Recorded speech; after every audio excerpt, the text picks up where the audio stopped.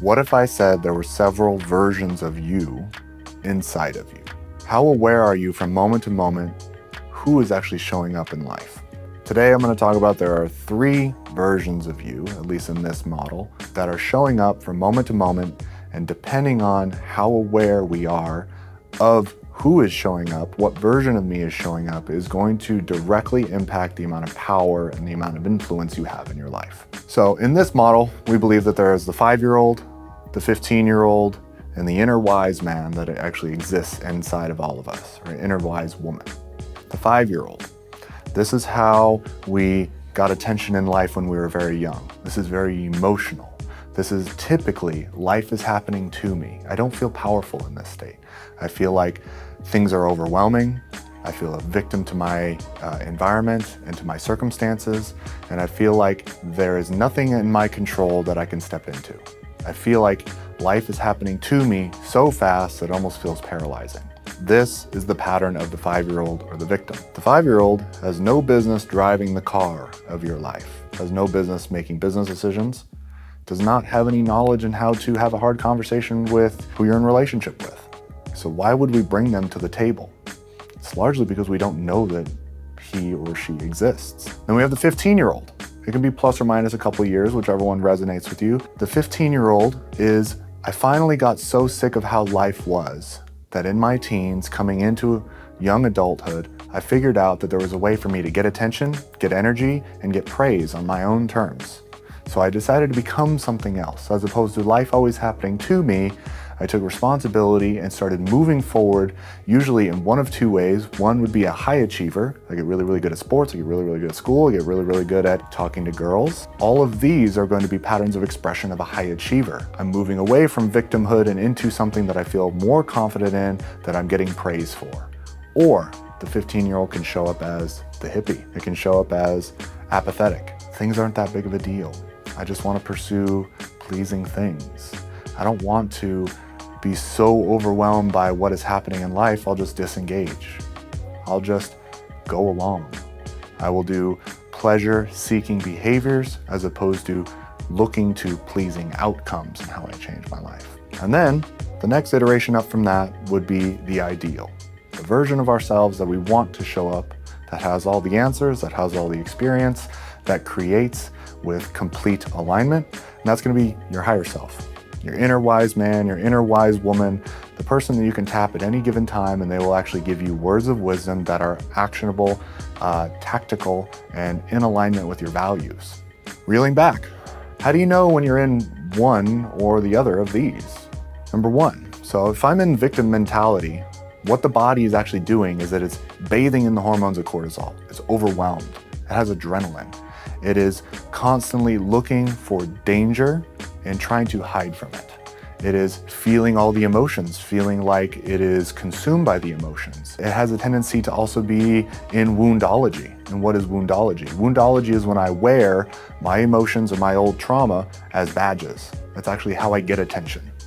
I'm sure we have all met the person that within the first 5 minutes of meeting them, you know how bad their financial situation is, you know that their health isn't good, their relationships are bad, or they can't find anybody good, and how they just feel lost in this world.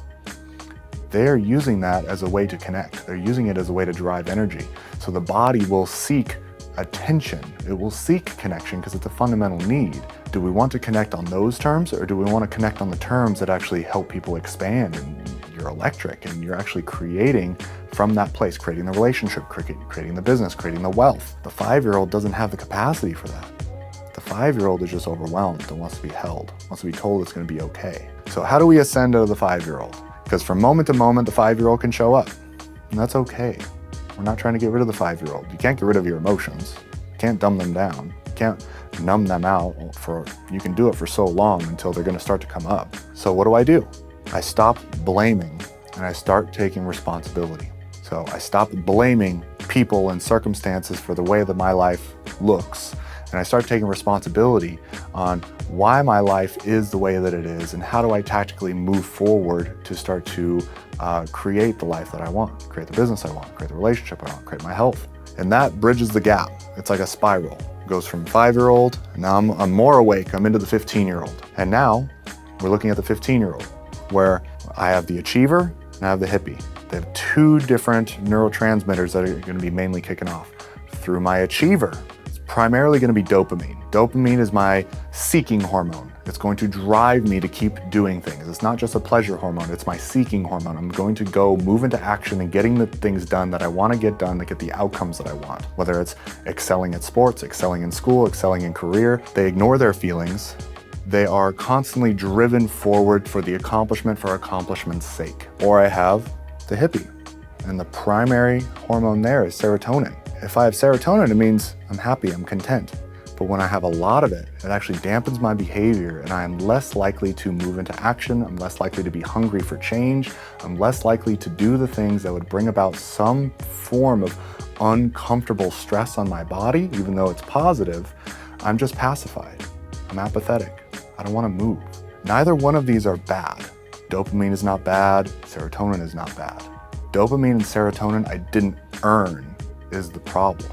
So if I am in the mode of constantly achieving for achievement's sake, for the external environment to change, for my gratification, as opposed to my internal drives and my values and what I want to build, then I'm going to be constantly at the mercy of what people say about me or what people think about me or what the revenue looks like, or I'm going to be constantly pacified and my life doesn't change.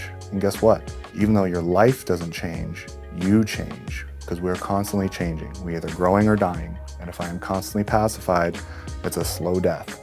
Between these two, we can talk about the common denominator of success. They have found that across countries, careers, business types, the common denominator of successful people versus non-successful people is successful people have built the habit of doing the things that unsuccessful people do not like to do. What's another way of saying it? Successful people are driven by pleasing outcomes. Non-successful people are driven by pleasing things. So if I'm being driven by pleasing outcomes that are in alignment, then I'm using my achiever in a healthy way.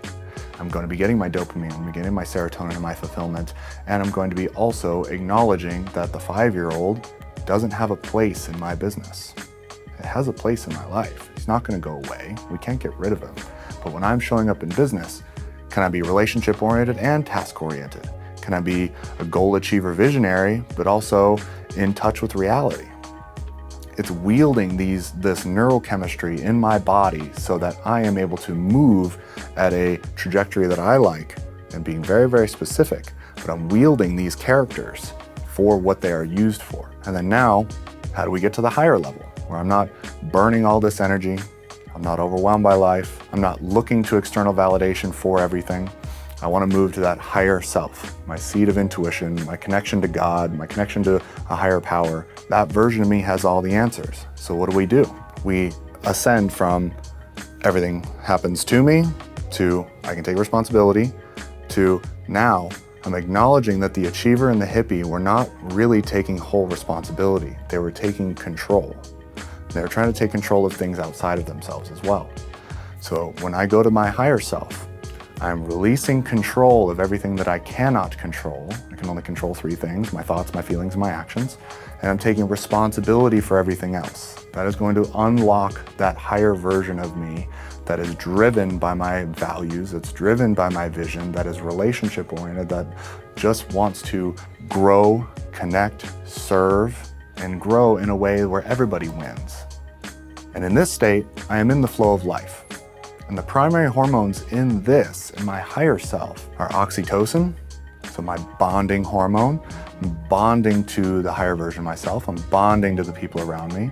How aware are you from moment to moment in what state you're holding, depending on what life is bringing you? Are you aware when the 5-year-old shows up?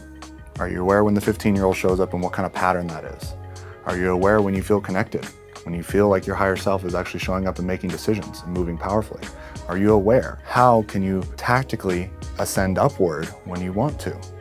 Knowing that the 5-year-old does not need to be driving your car of your life, doesn't need to be making your business decisions. The 15-year-old can give you drive, but if that's only where I'm drawing from, then eventually it's going to lead to some sort of burnout or creating something you don't completely like if it's completely externally focused. Am I in my inner wise self where I'm creating from bliss, from gratitude, from unlimited energy? We're only a short pause away from manifesting that higher version of us. We're only a short pause between the stimulus and the response to actually be able to tactically move upward and respond in a way that is going to be life affirming as opposed to non-life affirming. I hope this message blesses you.